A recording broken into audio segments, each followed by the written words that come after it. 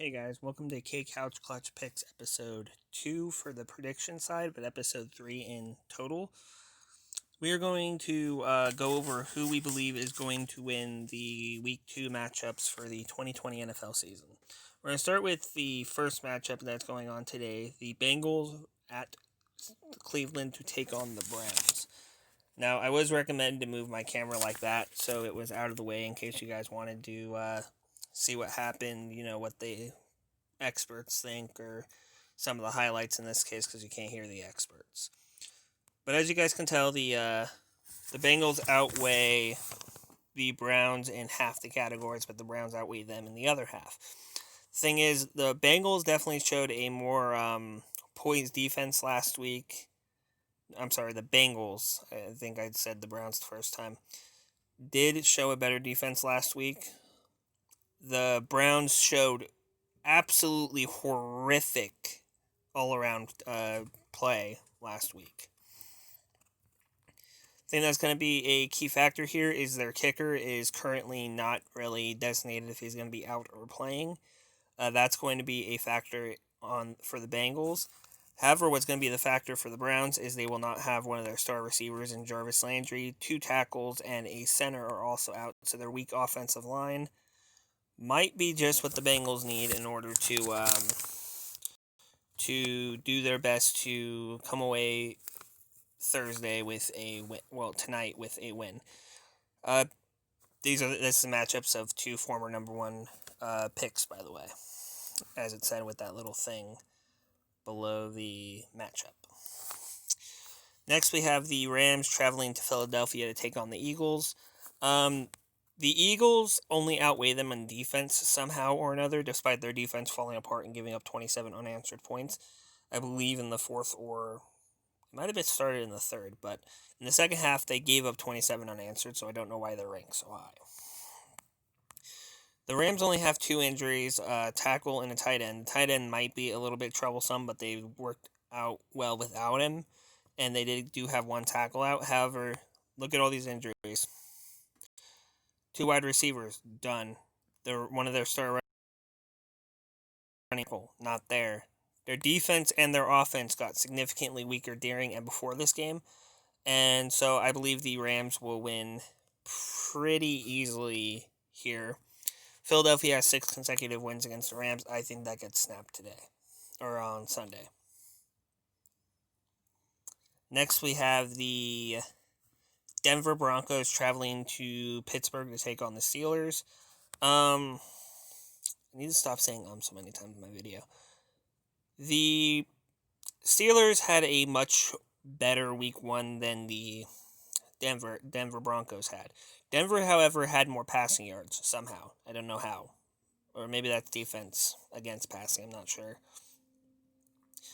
Pittsburgh feasted on the Giants. The Broncos had a heartbreaker against the Titans. So who comes in more motivated? The team that had an easy dub kind of for them off the bat regardless, or the team that fell apart at the end and just couldn't hold back the Tennessee Titans on that final drive before they kicked that field goal? I believe Pittsburgh has this one kind of won. The only reason I'd see them not winning is if they play down the competition too much and the Broncos build too high of a lead for them to climb out of. In terms of injuries, the Broncos have A.J. Boye currently on the injured report here. They have Chubb on the injury report, Sutton on the injury report, Lindsley on the injury report, and Brown, a linebacker, on the injury report, as well as their tackle. So their offense and defense get a bit weaker, and the Steelers, on the flip side of things, don't really have they have guards and tackles and all that stuff out, as well as Connor is injured and out for a few weeks. So who knows? Maybe Denver does win. So this is going to be my one of my 2 allotted potential pick changing. I'm giving myself the opportunity to change picks on Saturdays. I only changed 2 picks last week, and I don't think I'm going to change that many this week, though, just to clarify that. Denver has won 3 of the last 4 against Pittsburgh, so that's might be another streak that gets snapped this week. This does go a lot longer than I feel like it actually goes in real life. So San Francisco 49ers travel to New York to take on the Jets. San Francisco outweighs them in every statistical category except for overall defense, apparently. I believe San Francisco bounces back and beats the Jets. The Niners only have really Jason Verrett and Kittle are kind of a problem. They don't have Richard Sherman, so their defense got a little bit weaker. But the Jets lost a lot of their offensive talent. So even with a weakened San Francisco defense, they can take on easily weakened offensive line of the Jets. So I think San Francisco bounces back and gets 500 in the second week of the season. The Bills travel to the Miami Dolphins, and I believe the Bills win this one to win 2 in a row. They, if we're being honest, they smacked the Jets around all game last week. They were very, they came out of the gate very quick. They kind of stuck to that pace until the fourth quarter, I believe, and then they slowed down. But as you can tell, they're a very high-ranked team at the moment. They are without potentially Milano and one of their star wide receivers, but I do believe that they will be fine against the Dolphins, and so the Bills move to 2-0 and the Dolphins move to 0-2. Here, I believe, should definitely be considered the game of the week for sure. The Lions travel to Green Bay to take on the Packers. Now, the Lions, as you can tell, didn't play bad. They fell apart at the end, allowed the Bears to come back, score a touchdown, and win the game, allowing 21 unanswered points in the process. Do I believe they can beat the Packers? I do not think they can in Lambeau, even without the crowd attendance. Aaron Rodgers, as you can tell by those stats, he threw to Marquez Scantling pretty well. He threw to Devontae Adams as well as you would assume he would. Allen Lazard even got into the end zone, as you can tell. But I do believe the Packers do end up pulling out the win and moving to 2-1. All these injuries already to the Lions side as well as the Packers. If you guys wanted to see the injuries, I'm going to go through those in every single matchup. But yeah, Green Bay, I believe, does pull out the win there. Indianapolis is hosting the Vikings. This is kind of a catch-22 because the Colts didn't really play bad until the fourth quarter, and as you can see, they're ranked very high in the respective categories. Do I believe they can pull out a win against Minnesota? I do not. I have this as one of my games that I can consider flipping my picks on Saturday once the injury report is clear. But I do believe Minnesota will potentially get the win here. Zach Pascal and Doyle are out for the Colts offense, and some random wide receiver is out for the Vikings. So I do believe the Vikings get the W there. The New York Football Giants travel to Chicago to take on the feisty and very vicious Bears defense. The Bears defense was playing like absolute dog shit last week, but that was because Mitchell Trubisky, being Mitchell Trubisky, played like absolute horseshit as well. I'm sorry about the cussing, guys, or the slight language, but sometimes my unfilteredness kind of just does that.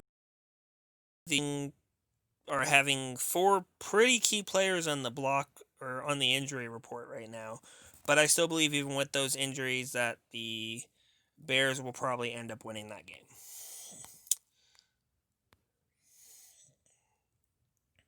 Okay, so here's one. The 0-1 Falcons playing the 0-1 Cowboys. In case you guys are wondering, I do believe that the Cowboys will bounce back in this one. The key reason being that Julio Jones is on the report right now. They're their starting tackles on the report, and the only one on the report right now is their corner. However, they did lose Leighton Vander Esch, and I do believe Leo Collins might be out as well. So this one is also a contender for a pick I might change on game day, but or on the Saturday. However, as of now, I'm going to stick with the Cowboys. Carolina has lost 9 consecutive games, second longest streak in the NFL. I believe they will lose this game as well. I believe the Bucs needed a tune-up week to kind of figure out what they need to improve on. I think with a full week of practice, they will be able to find their stride. The Panthers aren't that great of a defense. The Raiders kind of just steamrolled through them throughout that game. The offense did light fire late, but it was, a little too late. The Bucs have the advantage in terms of offense. With the Panthers, if you stop Christian McCaffrey, then they're done, basically. The Panthers' defense, however, is still a bit of a question mark right now. They don't have Kuechly anymore, and that has kind of played into things here. So yeah, I go with the Bucs here. I'm just not sure if Bridgewater is the answer right now, and unless he does a lot better, will probably remain my opinion. Those are the injuries right now that will be decided at game time. I'm still only in the morning game, so I'm just going to pick this up a little bit. The Jaguars travel to Tennessee to take on the Titans. I believe the Titans do win this one. They played a much better week 1 than the Jaguars did. These are the current players that are on the block in terms of injuries right now. That Sunday morning is when those normally get proven to be whatever the case turns out as in what their playing status is. Washington travels to Arizona. Both teams are 1-1. 1-0. I do believe that Washington kind of got lucky because the Eagles choked away the game. Arizona, I believe, also got a little bit lucky because Garoppolo choked away the game. Who do I believe gets the W here? I think Arizona wins this one. Washington, I don't believe, can outplay Arizona, and more specifically, I don't think. Dwayne Haskins. I think Dwayne Haskins can definitely outplay Kyler Murray. The Ravens versus the Texans is one of the most interesting and flip-flopped picks on the entire week that I have currently. I believe the Ravens will win just based on the fact that they're not really missing any super key besides maybe Ronnie Stanley and Jimmy Smith. Whereas the Texans have, both running backs are hurt, the tackles hurt, the wide receivers hurt, and J.J. Watt's also on the report as well. So I do believe that the Ravens do win. They had a very dominant, decimating, cruel almost victory over the Browns. So I do believe the Ravens do continue that here. We have the New England Patriots, obviously led by Cam Newton, traveling to Seattle to take on the Russell Wilson-led Seahawks. I'm going to go with Seahawks here. I think they might have the answer to Cam. They obviously play Russell Wilson, so they do have some experience on the defensive side with dealing with dual-threat quarterbacks. N'Keal Harry, Julian Edelman, a corner, Butler, and Copeland are currently on the injury report for the Pats. And for the Seahawks, they really don't have any super important people on the injury report. So with that being said, Seattle, I believe, gets that win. And then we have the Saints traveling to Las Vegas to take on the Raiders. I'll eventually not call them that, guys, but that's been what their name is for most of their existence. So please give me time to say Vegas instead of Oakland. There's nobody on the Saints or Raiders injury reports. They did not get anywhere near injuries last week, thankfully. So who has the edge here, the home team or the Saints? Oakland actually has a very underrated offense, and their defense stepped up when they needed to. I think that might be the same case here if it happens.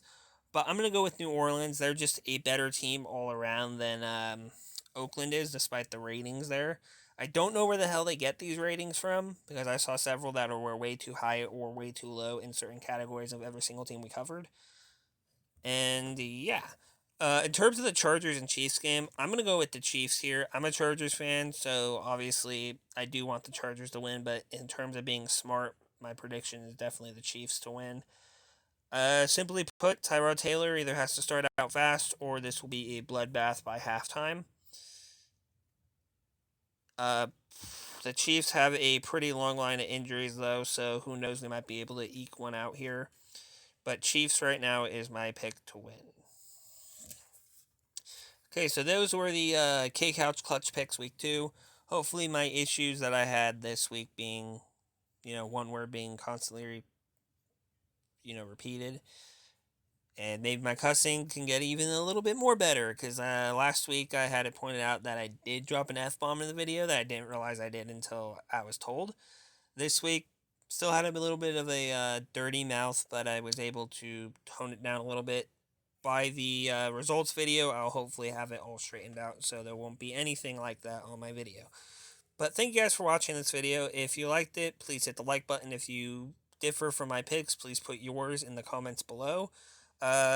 Subscribe if you haven't already, and send the link out to your buddies if you want them to either roast me for my bad picks or basically just give their opinion. But I'll see you guys on Wednesday. No, Tuesday.